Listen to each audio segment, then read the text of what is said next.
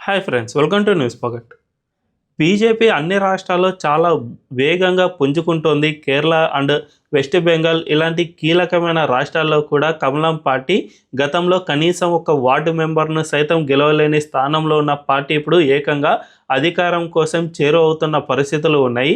అలాంటి కమలం పార్టీకి ఇప్పుడు తమిళనాడు ఒక కొరకరాని కొయ్యగా మారిందనే చెప్పుకోవచ్చు. అక్కడ నిజానికి డిఎంకే ప్రభుత్వం పూర్తిగా హిందూ వ్యతిరేక విధానాలను అనుసరిస్తున్నా కూడా అక్కడ కమలం పార్టీ అనుకున్నంత దిశగా ప్రయాణించలేకపోతుంది, అనుకున్నంత వేగంగా వృద్ధి చెందలేకపోతున్న పరిస్థితి నెలకొంది. మరి డిఎంకే పార్టీ అక్కడ ఎన్నో వివాదాలు సృష్టిస్తున్నా కూడా కమలం పార్టీ తమిళనాడులో ఎందుకు పుంజుకోలేకపోతుంది? ఒకవైపు కేరళలో కమ్యూనిస్టులు అండ్ కాంగ్రెస్ పార్టీ బలంగా ఉన్న రాష్ట్రంలోనే ఒక మేయర్ స్థానాన్ని గెలుపొందడంతో పాటు అనేక గ్రామ పంచాయతీలను కైవసం చేసుకున్న కమలం పార్టీ తమిళనాడులో ఎందుకు వెనుకబడుతోంది అనే విషయాలను మనం ఈ వీడియోలో తెలుసుకుందాం. అంతకంటే ముందు ఈ వీడియోను లాస్ట్ వరకు చూడండి. ఈ కంటెంట్ కనుక మీకు నచ్చినట్లయితే ఖచ్చితంగా మా ఛానల్ను సబ్స్క్రైబ్ చేసుకుని బెల్ ఐకాన్ను క్లిక్ చేయడం అస్సలు మర్చిపోద్దు. ఇక డీటెయిల్స్లోకి వెళ్తే, నిజానికి తమిళనాడు అనే రాష్ట్రం అనేది బీజేపీ హిందుత్వ రాజకీయాలకు చాలా అంటే చాలా అనుకూలతలు ఉన్నాయి. ఆ రాష్ట్రంలో ముఖ్యంగా డిఎంకే ప్రభుత్వం ఏదైతే ఉందో ఈ ప్రభుత్వం హిందువులను అణిచివేసే విధంగా అనేక కార్యక్రమాలు అండ్ అనేక చర్యలు చేపడుతూ వస్తుంది. ముఖ్యంగా రీసెంట్గా మనం చూసుకుంటే తమిళనాడులో తిరుపరంకుండ్రం అనే ఒక దేవాలయం దగ్గర కనీసం కార్తీక దీపాన్ని వెలిగించుకునేందుకు సైతం అక్కడి ప్రభుత్వం అనుమతి ఇవ్వలేదు. పక్కనే దర్గా ఉండడంతో మైనారిటీల మనోభావాలు దెబ్బతింటాయి అనే ఉద్దేశంతో దీన్ని పూర్తిగా నిషేధించే ప్రయత్నాలు చేసింది. అంతేకాకుండా జనరల్గా ఎప్పుడైనా ఇలాంటి వివాదాలు వచ్చినప్పుడు హైకోర్టుకు వెళ్తారు. ఆ కోర్టు ఎటువంటి తీర్పునిస్తే దాన్ని పూర్తిగా అక్కడి ప్రభుత్వం అమలు చేయాల్సి ఉంటుంది. కానీ తమిళనాడు హైకోర్టు ఈ కార్తీక దీపాన్ని వెలిగించుకోవచ్చు అని ఇచ్చిన తీర్పును సైతం అక్కడి ప్రభుత్వం అమలు చేయలేదు. పూర్తిగా పోలీసులను పెట్టి ఏదో కారణాలు చూపి అడ్డుకునే ప్రయత్నాలు చేసింది.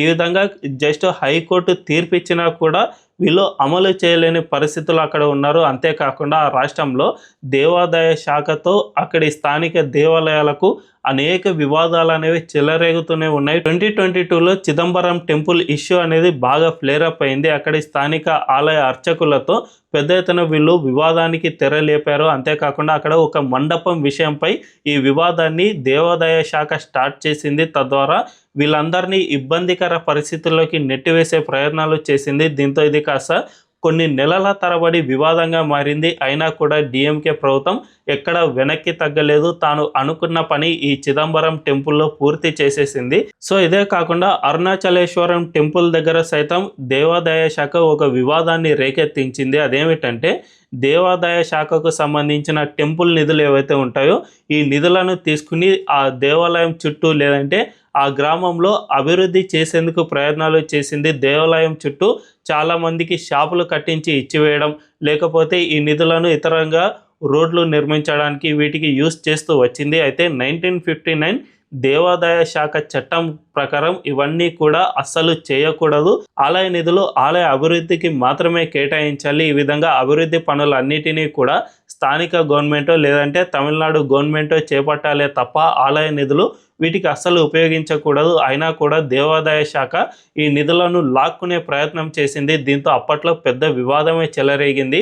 ఇది కూడా కొన్ని రోజుల పాటు కొనసాగిన తర్వాత దేవాదాయ శాఖ తాను అనుకున్నదే నెరవేర్చింది. సో ఈ విధంగా అనేక వివాదాలు ఉన్నాయి. అంతేకాకుండా డిఎంకే పార్టీ అధినేత ఎంకే స్టాలిన్ కుమారుడు ఉదయనిధి స్టాలిన్ రాష్ట్ర ప్రభుత్వంలో మంత్రిగా సైతం పనిచేస్తూ ఉన్నాడు.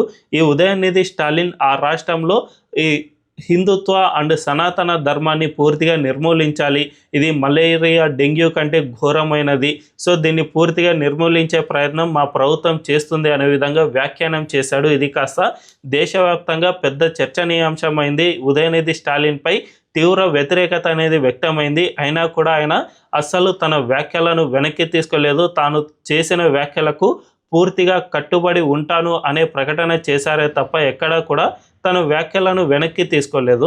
సో ఈ విధంగా తమిళనాడు రాష్ట్రంలో డిఎంకే ప్రభుత్వ హయాంలో అనేక వివాదాలు అనేవి చెలరేగినప్పటికీ ఇది హిందుత్వ అనే కాన్సెప్ట్ను టచ్ చేయలేకపోతుంది. నిజానికి ఆ రాష్ట్రంలో హిందువులు చాలా ఎక్కువ సంఖ్యలోనే ఉన్నారు. అంతేకాకుండా దేశంలో ఎక్కడా లేనన్ని దేవాలయాలు, ప్రాచీన దేవాలయాలు సైతం తమిళనాడులోనే ఉన్నాయి కాబట్టి అక్కడ ప్రజల్లో హిందుత్వ భావజాలం అనేది చాలా ఎక్కువగానే ఉంది. కానీ దీన్ని ఓటుగా మార్చే ప్రయత్నం ఎవరు చేయడం లేదు. నిజానికి బీజేపీలోని అన్నామలై గతంలో చాలా అంటే చాలా ప్రయత్నాలే చేశారు. ఆయన 2020లో పార్టీకి అధ్యక్షుడిగా ఎంపికైన తర్వాత ఈ ప్రయత్నాలు పెద్ద ఎత్తున జరిగాయి. సో పీపుల్ అందరినీ కూడా ఈ అంశంలో ఏకం చేసే ప్రయత్నాలు చేశారు. కానీ ఏం జరిగిందో ఏమో తెలియదు. కానీ పార్టీ రీసెంట్గా అన్నామలైని పక్కకు తప్పించాలి అని నిర్ణయం తీసుకుంది. తద్వారా ఈ హిందుత్వం అనే కాన్సెప్ట్ను ఓటుగా మలిచే ప్రక్రియ పూర్తిగా ఆగిపోయిందనే చెప్పుకోవచ్చు. అంతేకాకుండా డిఎంకే పార్టీ హిందువుల పట్ల ఒక సాఫ్ట్ సిద్ధాంతాన్ని అమలు చేస్తుంది.